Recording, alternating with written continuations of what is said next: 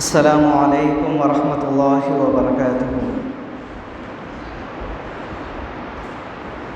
الحمد لله رب العالمين والعاقبة للمتقين والصلاة والسلام على نبينا محمد وعلى آله وصحبه أجمعين، أما بعد. أعوذ بالله من الشيطان الرجيم. بسم الله الرحمن الرحيم. وَلَقَدْ نَصَرَكُمُ اللَّهُ بِبَدْرٍ وَأَنْتُمْ أَذِلَّةٌ فَاتَّقُوا اللَّهَ لَعَلَّكُمْ تَشْكُرُونَ. எல்லா புகழும் புகழ்ச்சியும் ஏக இறைவனாகிய அல்லாஹ் ஒருவனுக்கே, அவனுடைய சாந்தியும் சமாதானமும் அவனுடைய தூதர் முஹம்மது ஸல்லல்லாஹு அலைஹி வஸல்லம் அவர்கள் மீதும், அவருடைய வாழ்க்கை வரலாறு பின்பற்றி வாழ்ந்த உத்தம சஹாபாக்கள், தாபீன்கள், தபோ தாபீன்கள், உலகத்தில் வாழக்கூடிய அனைத்து முஸ்லிம்கள் மீதும் உண்டாட்டுமானாக. கணியத்திற்குரிய எல்லாம் வல்ல அல்லாஹ்வின் நல்லடியார்களே, அல்லாஹ் சுப்ஹானஹு வ தஆலா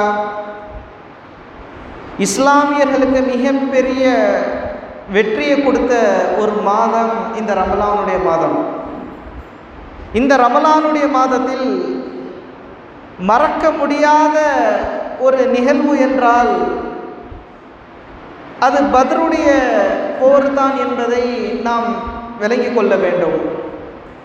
இந்த பத்ருடைய போர் இருக்கின்றதே, பத்ரு போர், இந்த போரில் என்ன நடந்தது, இந்த போர் எதற்காக நடக்கப்பட்டது என்பதை நிச்சயமாக நாம் வரலாற்றின் மூலமாக தெரிந்து கொள்ள வேண்டும். கணியத்திற்குரிய எல்லாம் வல்ல அல்லாஹ்வின் நல்லடியார்களே, நேற்றைய தினம் நாம் பார்த்தோம், மக்காவில் வாழ்ந்த நபிகள் நாயகம் ஸல்லல்லாஹு அலைஹி வஸல்லம் அவர்கள் 13 ஆண்டுகள் எப்படியெல்லாம் வேதனைகளையும் துன்பங்களையும் சோதனைகளையும் சந்தித்தார்கள் என்பதை நேற்றைய தினம் நாம் பார்த்தோம். அல்லாஹ் சுப்ஹானஹு வ தஆலா மக்காவிலிருந்து மதீனாவிற்கு ஹிஜ்ரத் செய்து அனுப்பி வைக்கின்றான்.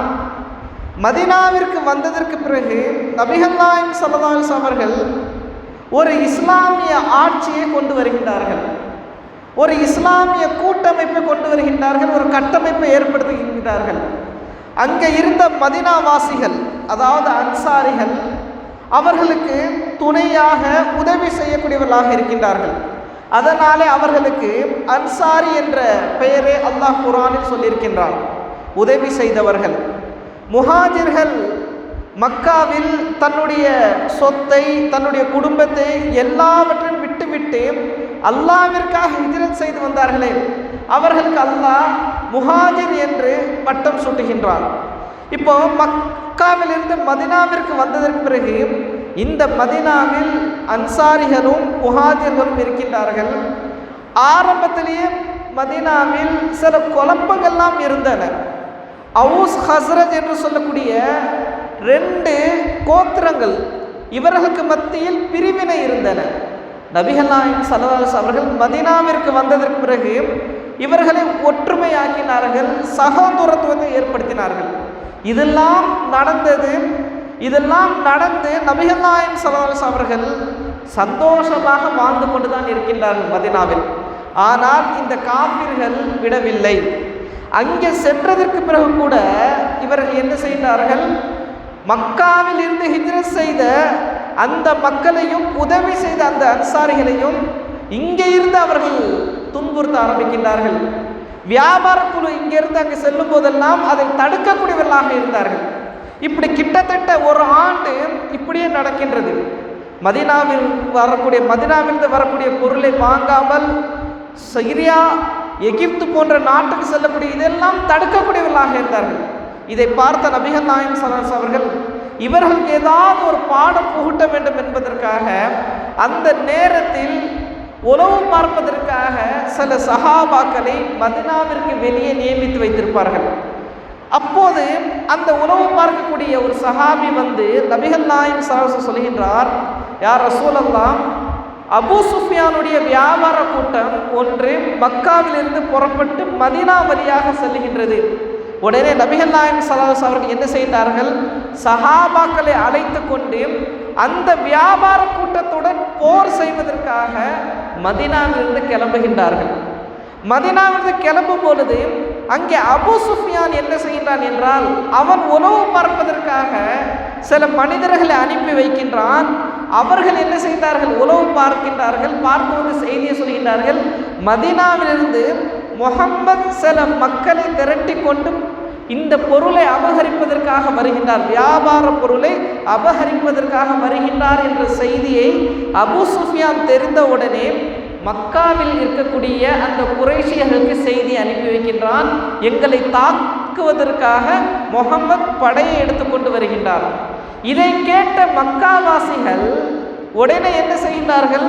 அவர்கள் உடனே ஒரு கூட்டத்தை திரட்டுகின்றார்கள். நம்முடைய உடைமைகளை பாதுகாக்க வேண்டும். இன்னொன்று என்னவென்றால், இந்த இஸ்லாமியர்களை அழித்து ஒழிக்க வேண்டும், உடனே புறப்படுங்கள் என்று அங்கே அபூஜகளுடைய தலைமையில் 1000 படைகளை திரட்டி கொண்டு அவன் என்ன செய்கின்றான்? மதீனாவை நோக்கி வருகின்றான். இப்போ இங்கே ஒரு பக்கம் வியாபார கூட்டம், இன்னொரு பக்கம் அபூஜஹல் 1000 படைகளை திரட்டி கொண்டு வருகின்றான். இந்த நேரத்தில் அபூ சுஃபியான் வேறொரு வழியாக அவன் என்ன செய்கின்றான்? மதீனா விட்டுவிட்டு வேறொரு வழியாக சென்று விடுகின்றான். இந்த செய்தி அங்கு அனுப்பிவிடுகின்றான், நாங்கள் தப்பித்து வேறு வழியாக சென்று விட்டோம், நீங்கள் வர வேண்டாம் என்று மக்காவிற்கு செய்தி அனுப்பும் பொழுது அங்கே அபூஜஹலுக்கு செய்தி கிடைக்கின்றது. அபூஜஹல் சொல்கின்றான், அது சென்றாலும் பரவாயில்லை, இந்த இஸ்லாமியர்களை நாம் என்ன செய்யணும்? ஒழித்து கட்ட வேண்டும். இவர்களால் நமக்கு மிகப்பெரிய பிரச்சனை, இவர்கள் நாம் அழிக்க வேண்டும் என்ற ஒரு நோக்கத்தில் அவர்கள் என்ன செய்கின்றான்? அவன் படைகளை திரட்டி கொண்டு மதீனாவை நோக்கி வருகின்றான். இப்போ அல்லாஹ் சுப்ஹானஹு வ தஆலா இங்கே அவனுடைய கதாவை அவன் நிறைவேற்றக்கூடியவனாக இருக்கின்றான். என்ன அல்லாஹ் குர்ஆனில் சொல்லியிருக்கின்றான், வஇது யஇதுகுமுல்லாஹு இஹ்தத் தாயிஃபத்தைனி அன்னஹா லக்கும்.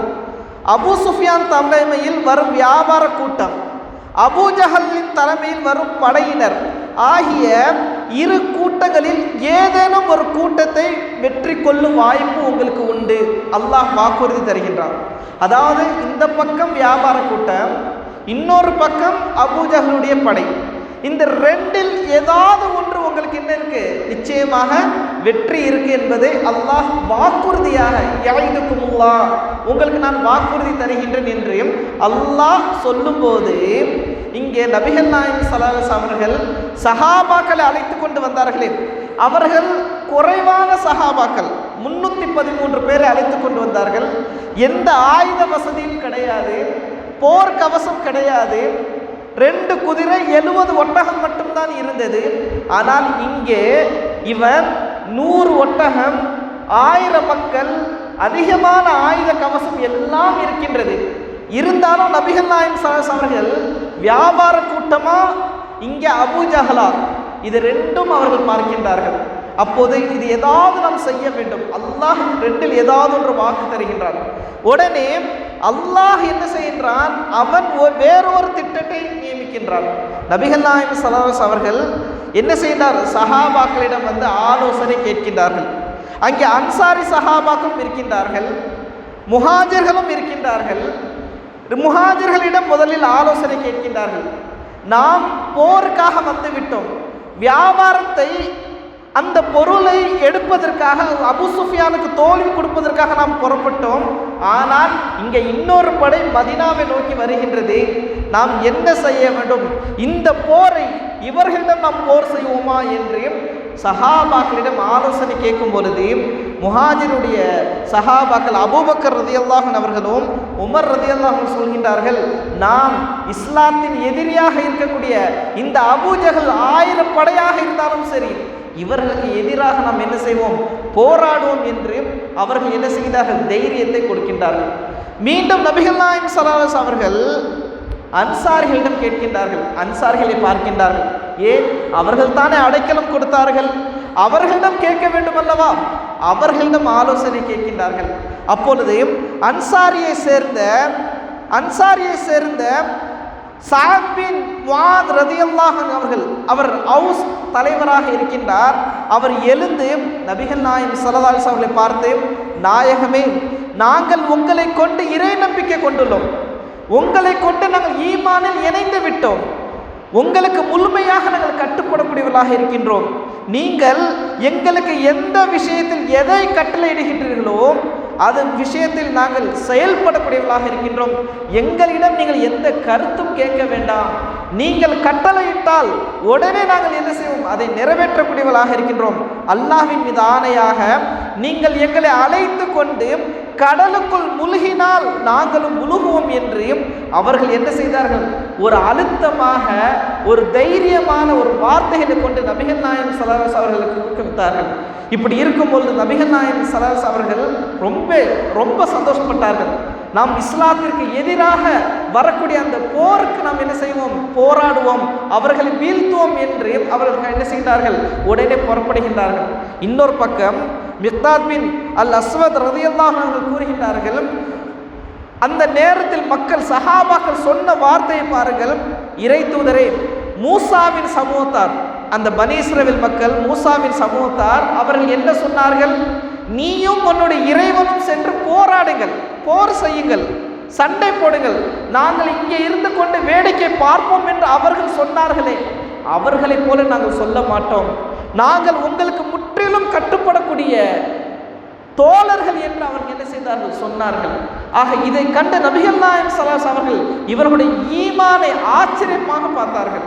எந்த அளவிற்கு ஈமானுடன் உறுதியாக இருந்தார்கள், எந்த அளவிற்கு தூதருக்கு கட்டுப்படக்கூடியவர்களாக இருந்தார்கள் என்பதை நபிகள் நாயகம் ஸல்லல்லாஹு அலைஹி வஸல்லம் என்ன செய்கிறார்கள், பார்க்கின்றார்கள். அதற்கு பிறகு அல்லாஹ் என்ன செய்கிறான், போருக்காக கட்டளையிடுகின்றான். சஹாபாக்களை அழைத்து கொண்டு அவர்கள் என்ன செய்கிறார்கள், பத்ருடைய பள்ளத்தாக்கில் வருகின்றார்கள். அந்த பத்ருடைய பள்ளத்தாக்கில் அங்கே கூடாரம் அமைத்து அங்கே நின்று கொண்டிருக்கின்றார்கள் சஹாபாக்கள். இரவு நேரம், நாளை போர்.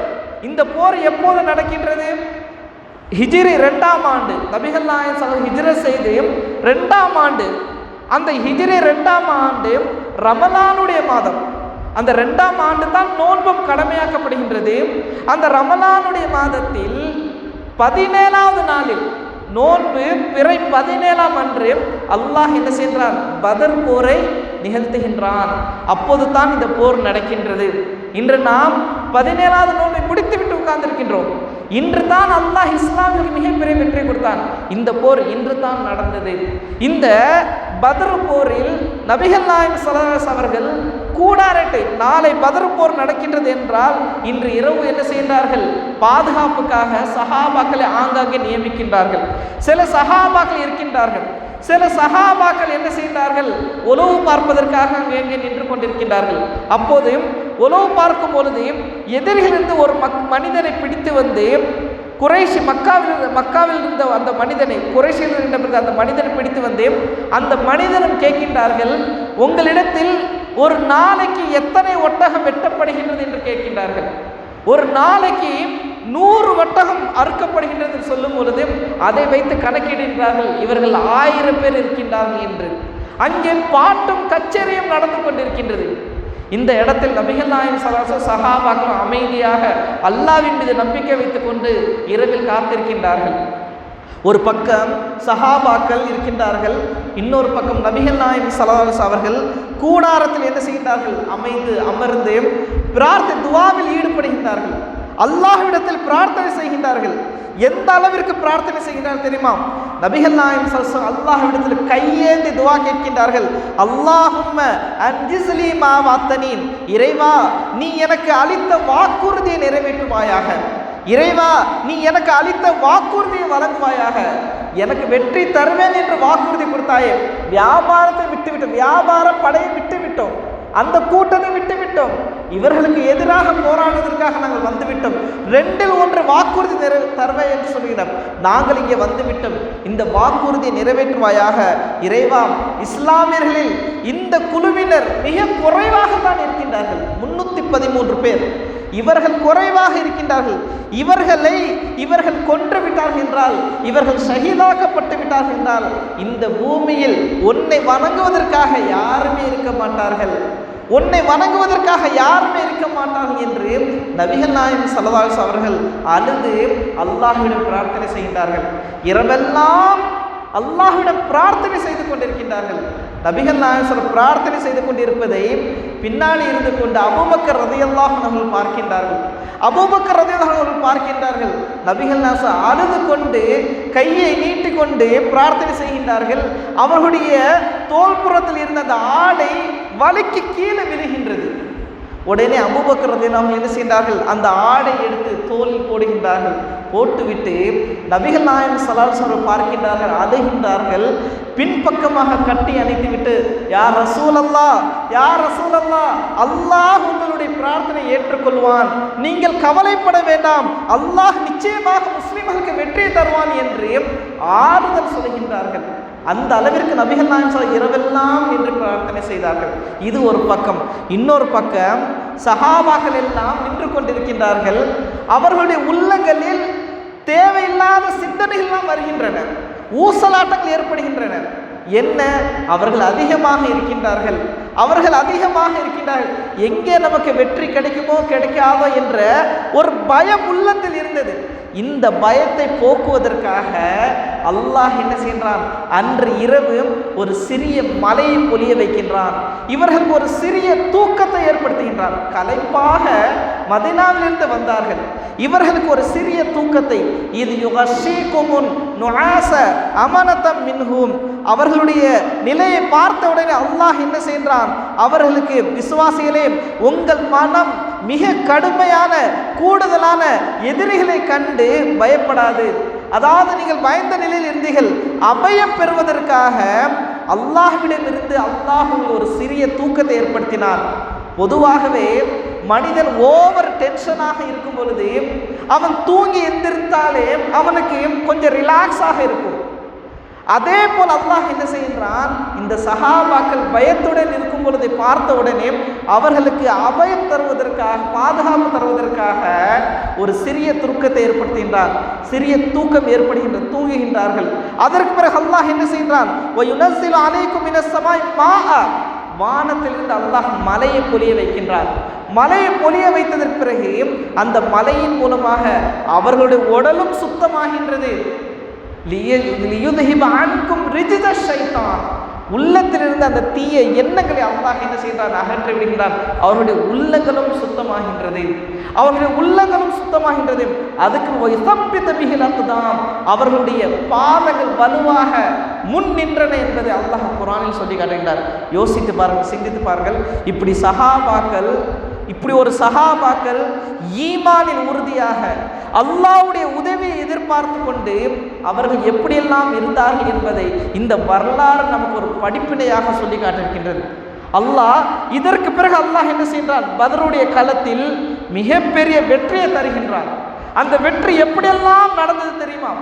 அங்கே அல்லாஹ் இவருக்கு மிகப்பெரிய வெற்றி தருகிறான். இஸ்தகீதுன ரப்பக்கும் ஃபஸ்தஜாப லக்கும், நீங்கள் அல்லாஹ்விடத்தில் பிரார்த்தனை செய்தீர்களே, உங்களுடைய பிரார்த்தனை அல்லாஹ் ஏற்றுக்கொண்டு முமித்துக்கும் பி அல்ஃபி மினல் மலாயிக, 1000 வானவர்களை அல்லாஹ் போர்க்களத்தில் இறக்கினான். அந்த சஹாபாக்களுக்கு உதவி செய்வதற்காக 1000 வானவர்களை அல்லாஹ் அந்த போர்க்களத்தில் இறக்கினான். அந்த போர்க்களத்தில் 1000 வானவர்கள் இறங்கினார்கள். இவர்கள் எதிரிகளை கொல்வதற்காக வாளை தூக்கும் பொழுது அவர்களுடைய கழுத்து துண்டிக்கப்பட்டு கீழே விழுந்தன. இங்கே இவர்கள் அம்புகளை ஏவுகின்றார்கள். அவர்களுடைய எதிர்களுடைய உள்ளங்களில் அந்த அம்பு பாய்கின்றது. அந்த அளவிற்கு அல்லாஹ் என்ன செய்தான், இந்த சஹாபாக்களுக்கு உதவி செய்தான். அவர்களுக்கு உதவி செய்து மிகப்பெரிய வெற்றியை கொடுத்தான். யோசித்து பாருங்கள், சிந்தித்து பாருங்கள். கண்ணியக்குரிய அல்லாஹ் நல்லடியார்களே, இந்த இஸ்லாமியர்கள் ஆரம்பத்தில் மிக குறைவாக இருந்தார்கள். முதல் போர் பத்ர் யுத்தம். இந்த போரில் இவர்களுக்கு அல்லாஹ் மிகப்பெரிய வெற்றி கொடுத்திருந்தானே, எதனால் அல்லாஹ் மிகப்பெரிய வெற்றி கொடுத்தான்? எதனால் அல்லாஹ் மிகப்பெரிய வெற்றியை கொடுத்தான்? இவர்களுடைய ஈமான் பலமாக இருந்தது, இவர்களுடைய ஈமான் ஸ்ட்ராங்காக இருந்தது. இவர்கள் அல்லாஹ்வின் மீது அதிகமாக நம்பிக்கை வைத்திருந்தார்கள். என்ன ஆனாலும் சரி, அல்லாஹ் நம்மளை கைவிட மாட்டான், அல்லாஹ் நம்மளை கைவிட மாட்டான் என்ற உறுதியாக அவர்கள் ஈமானில் உறுதியாக இருந்தார்கள். மூன்றாவதாக நபிகள் நாயகம் ஸல்லல்லாஹு அலைஹி வஸல்லம் பிரார்த்தனை செய்தார்கள், அதிகமாக பிரார்த்தனை செய்தார்கள். அல்லாஹ்விடத்தில் கையேந்தி மன்றாடினார்கள். பிரார்த்தனை மூலமாக அல்லாஹ் என்ன செய்தான், அவர்களுக்கு வெற்றி கொடுத்தான். அந்த ஈமான் நம்மிடத்தில் இருக்கின்றதா? அந்த ஈமானுடன் நாம் வாழ்ந்தோம் என்றால் அல்லாஹ் நமக்கு எப்படியெல்லாம் வெற்றி தருவாங்க. யோசித்து பாருங்கள், சிந்தித்து பாருங்கள். இன்று முஸ்லீம்கள் கோடிக்கணக்கான பில்லியன் கணக்கான முஸ்லீம்கள் இந்த உலகத்தில் வாழ்ந்து கொண்டிருக்கின்றார்கள். எப்படி வாழ்கின்றார்கள்? பிரிவினைகளில், தனித்தனியாக பிரிவினைகளாக வாழ்ந்து கொண்டிருக்கின்றார்கள். நபிகள் நாயகம் ஸல்லல்லாஹு அலைஹி வஸல்லம் மதீனாவிற்கு வந்ததற்கு பிறகு ஒற்றுமையை கொண்டு வந்தார்கள், சகோதரத்துவத்தை ஏற்படுத்தினார்கள். கிட்டத்தட்ட 40 ஆண்டுகளாக பிரிந்து இருந்த 2 கோத்திரத்தை சேர்த்து வைத்தார்கள். அப்போது அல்லாஹ் அவர்களுக்கு என்ன செய்தான்? உறுதுணையாக இருந்தான். அந்த ஒற்றுமைக்கு அல்லாஹ் என்ன செய்தான்? வெற்றியை கொடுத்தான். இன்று நாம் பிரிந்து கிடக்கின்றோம். முஸ்லிம்கள் வெவ்வேறு பக்கத்தில் சிற்றரசுகளாக மாறிவிட்டார்கள். தனித்தனி நாடாக இருக்கும் பொழுது எதிரிகளை நம்மளை தாக்கத்தானே செய்வார்கள். எதிரிகள் நம்மளை தாக்கத்தான் செய்வார்கள். நம்மிடத்தில் ஒற்றுமை இருந்தது என்றால், ஒற்றுமை முதலில் நமக்கு ஒற்றுமை தேவை. ரெண்டாவது, அல்லாஹ்வின் மீது அதிகமாக நம்பிக்கை தேவை. அல்லாஹ் குர்ஆனில் சொல்லி காட்டுகின்றானே, யா அய்யுஹல்லதீன ஆமனு ஹக்க, அந்த வசனம் சொல்லிவிட்டு வஅதஸிமு பிஹப்லில்லாஹ், அல்லாஹ்வுடைய கயிற்றை பலமாக பிடித்துக் கொள்ளுங்கள். ஜமியா, எல்லோரும் சேர்ந்து ஒற்றுமையாக அல்லாஹ்வுடைய கயிற்றை பலமாக பிடிக்கும். வலா ததஃபர்ரகு, பிரிந்து விடாதீர்கள், பிரிந்து விடாதீர்கள். அல்லாஹ் குர்ஆனில் அழகாக சொல்லியிருக்கான், பிரிந்து விடாதீர்கள் என்று. ஆனால் இன்று நாம் எல்லாம் பிரிந்து கிடக்கின்றோம், தனித்தனியாக கிடக்கின்றோம். நமக்குள் குரோதம், பொறாமை, போட்டி, இப்படி நாம் பிரிந்து கிடக்கும் பொழுது எதிரிகள் நம்ம தாக்கத்தான் செய்வார்கள். நமக்கு வெற்றி கிடைக்காது. எப்போது நம்மிடத்தில் ஒற்றுமை ஏற்படுகின்றதோ, கருத்து வேறுபாடு இல்லாமல் நாம் எப்போது ஒற்றுமையாக இருப்போமோ அப்போது தான் இந்த இஸ்லாமியர்களுக்கு மிகப்பெரிய வெற்றி கிடைக்கும். அது கண்டிப்பாக நடக்கும். மறுமை நாளுக்கு முன்னாடி நிச்சயமாக அல்லாஹ் அதை நடத்தியே தீருவான். அது ஒரு காலமரம். அந்த காலத்தில் அல்லாஹ் நிச்சயமாக மிகப்பெரிய வெற்றியை கொடுப்பான். இன்று பிரிந்து கிடக்கின்றோம். எதிரிகள் நம்மளை பார்த்து கேலி கிண்டல் செய்து கொண்டிருக்கின்றார்கள். இவர்கள் சுன்னி, அவர்கள் அது இது கேலி செய்து கொண்டிருக்கின்றார்கள். பிரிவினைகளாக இருக்கும் பொழுது இப்படித்தான் கேலி செய்வார்கள். ரசூலுல்லாஹ் சொன்னார்களே, அழகான சொன்னார்களே, மறுமை நாளுடைய அடையாளமாக சொன்னார்களே, ஒரு காலமரம். எதிரிகள் உணவு, அதாவது எப்படி உணவு தட்டை நோக்கி மக்கள் எல்லாம் ஓடி வருவார்களோ, அதே போல முஸ்லிம்களை பார்த்து எதிரிகள் எல்லாம் ஓடி வந்து நம்மளை தாக்க வருவார்கள். அந்த காலத்தில் நாம் வாழ்ந்து கொண்டிருக்கின்றோம். ஈமானில் உறுதி இல்லை, உலக ஆசை, உலக மோகம், மனதில் தைரியம் இல்லை, கோழைகளாக இருக்கின்றோம்.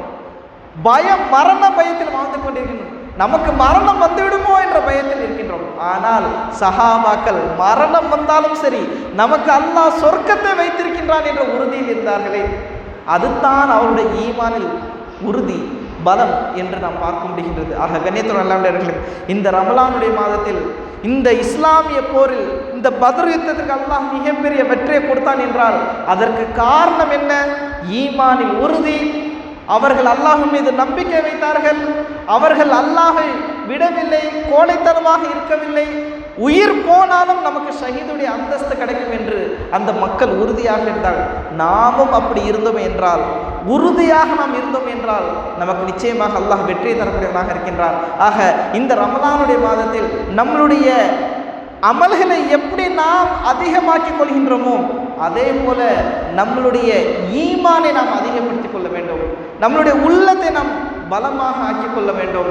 ஆக அப்படிப்பட்ட மனிதர்கள் இந்த உலகத்தில் வாழ வேண்டும். ஆக அல்லாஹ் நம் அனைவருக்கும் ஒற்றுமையாக இருக்கக்கூடிய தௌஃபீகை தருவானாக. அதே போல இந்த உலகத்தில் வாழும்போது கருத்து வேறுபாடு இல்லாமல் சகோதரத்துவத்துடன் வாழக்கூடிய தௌஃபீகை தருவானாக. இம்மையிலும் மறுமையிலும் வெற்றி தருவான் என்று கூறி என்னுடைய உரையை நிறைவு செய்கின்றேன். வாஹிரு தாவானா அல்ஹம்துலில்லாஹி ரப்பில் ஆலமீன். சுப்ஹானக்கல்லாஹும்ம வ பிஹம்திக அஷ்ஹது அல்லா இலாஹா இல்லா அன்த அஸ்தக்ஃபிருக வ அதூபு இலைக்.